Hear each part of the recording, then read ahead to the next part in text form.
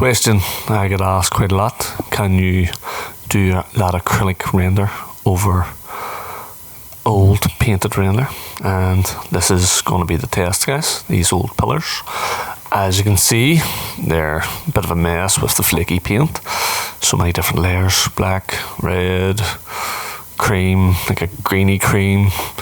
So give them a good scrape down here before I sort of prep that one. I'm still working at this one, scraping it with the chisel and the big heavy duty scraper.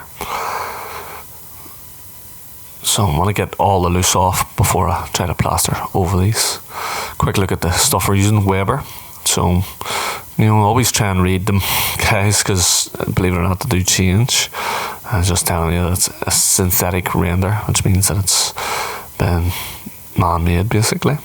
Weather conditions: dry may not be enough, and if humidity is high. Dry atmosphere, it can be foreseen for about 36 hours is preferred. So that's like 2 days, guys. So you're going to want to have dry weather for about 2 days when you're applying this stuff. And it did say there to use a steel trowel to apply and to also use their primer. I have a different bit of primer here, and it also said to then finish it with a textured float. Basically, you can use a steel trowel as well, guys, so that's not a big deal. But here we are, just gonna roller from the top down round, getting good use of this dry weather. Again, this is the primer. You could probably use SBR as well. Again, I've only tested that in one job. It was actually a step which came up well, but I think if you can use the primer, definitely use the primer. It had a wee tiny drop that would be enough to do these. And funny enough, look how good the primer looks compared to the old flaky paint. It looks far tidier already. You can almost leave it as is. Again, I don't know how good the primer would be without the top coat finishing it. I don't know whether it would be, it would wash off over time, or, how strong it would be. I do imagine it would be quite strong. I imagine that the acrylic render itself has this primer through it, with the aggregates and maybe a bit more silicone and things as well, and acrylic. So I imagine the primer itself could almost work as a masonry paint, but again, that's not what I'm doing here. Just making sure I get every area done and covered up well before I start my top coat. But yeah, here's another quick look at sort of before priming, and here's a look at after priming, night and day difference. Again, I'm going to do the caps because I've always wondered, could you do windowsills with acrylic? I've had to touch up a few wee bits with cement there. Not ideal, but they're on. And here's the Weber here. I'm going to use the Refina bucket scoop as it works quite well. And I have two different colours. I have like an off yellow and then a white, just the base coat. And I was thinking doing the caps, the off yellow colour, because I figured that any that's going to discolour over time would be these caps. And that's how I'm going about just pouring it on, getting it child up. Do have videos on doing the acrylic, guys, as well, if you need to go to them to see more in-depth detail of it. Again, this is just the test to see how it goes over the paint, especially flaky paint. But again, you've seen how much prep. I put in a lot of prep into these, scraping and making sure there's no loose. But yeah, the other test here is doing something that's facing up the ways. You can't do this with an open monocouche render because it just absorbs the rainwater, and it just turns green and black in no time. So I wouldn't recommend doing a monocouche. What would you call that? Vertical. Obviously heads and reveals and stuff are okay, but I definitely would not recommend doing an open render like on the likes of seats or anything.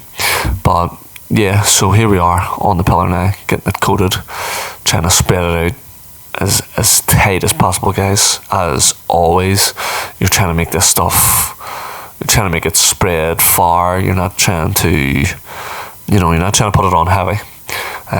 One thing I did notice while I was doing these that I think because they were painted, I'm used to going over new render. So new render with primer on it. I imagine it still has a wee bit more suction than these old pillars with layers and layers of paint and primer on it. So I did find that it didn't, like I felt like I could have just threw the whole pillar on right round without needing to stop the finish, even though I'm having a good dry day here and it's obviously warm enough for the t-shirt.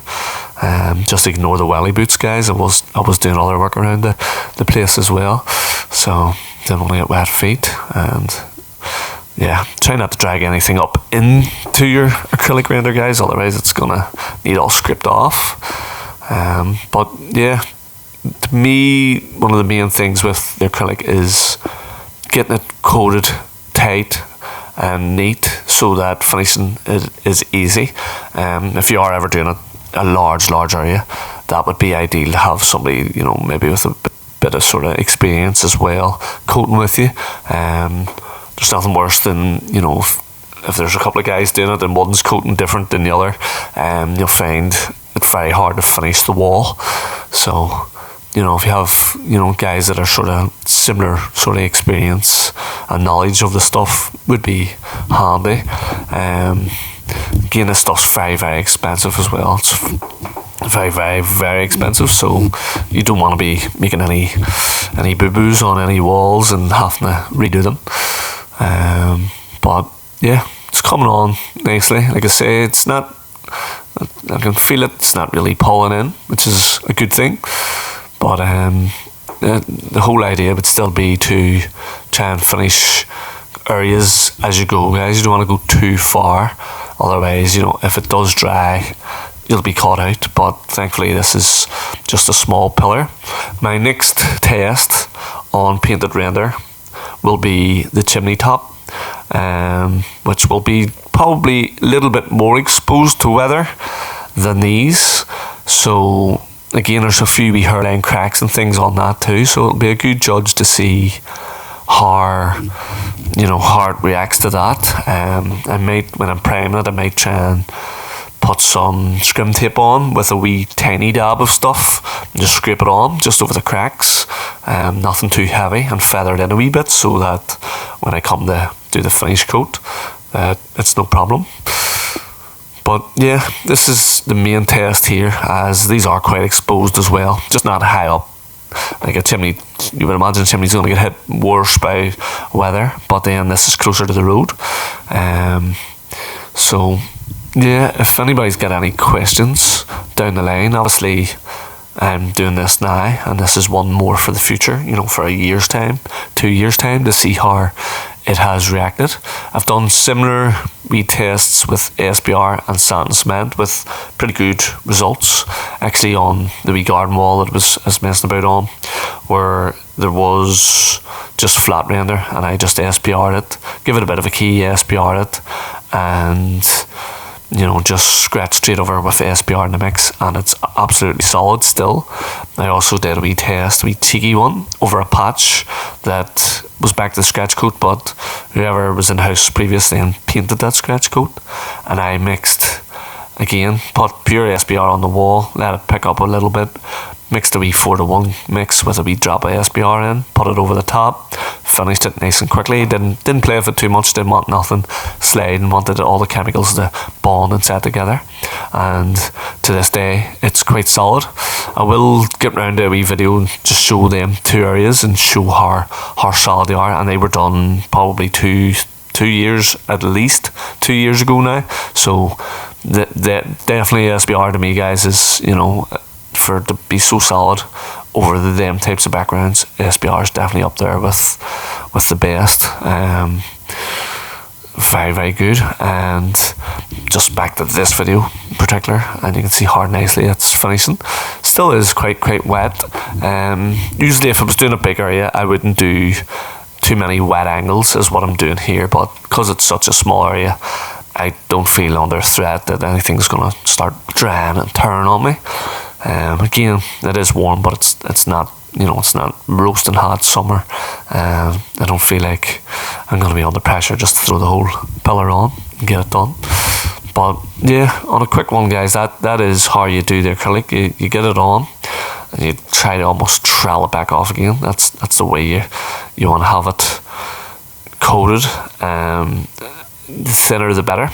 And then as you're finishing, you want to keep that trowel as clean as possible. You see, I'll keep scraping it, and that's just scraping off any excess, and that'll stop any sort of stuff looking like it's not, I was going to say bleeding, but pimpling maybe, because if the plastic trowel is a bit too wet with the material, or there's a bit too much excess, it tends to leave all wee pimples on it. Like there, you just seen a couple there a second ago.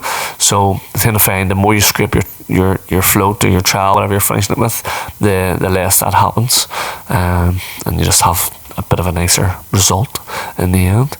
But yeah, guys, I'd love to hear what your thoughts are, how well this will last. You know, obviously this is not ideal going over paint, but that's why I wanted to test it, because I've had so many comments over the years, just loads and loads of comments, can you go over painted render? And I'm thinking you can, as long as all the preparation's done right and it's nice and solid. I'm thinking you can, but again, obviously back to scratch, starting everything from the start will be more ideal. Quick look at it here. The top is just a slightly bit different colour, not loads in it, and this is them all done, guys, both pillars. I do intend to make a bit of black up and put the numbers on, so that everybody knows what number the house is, but I'll leave that out of YouTube. But yeah, that's how tidy they look, and again, ask away in the comments, and I'll always be able to answer you, and I might do an update video in a couple of years time, see how clean they still look.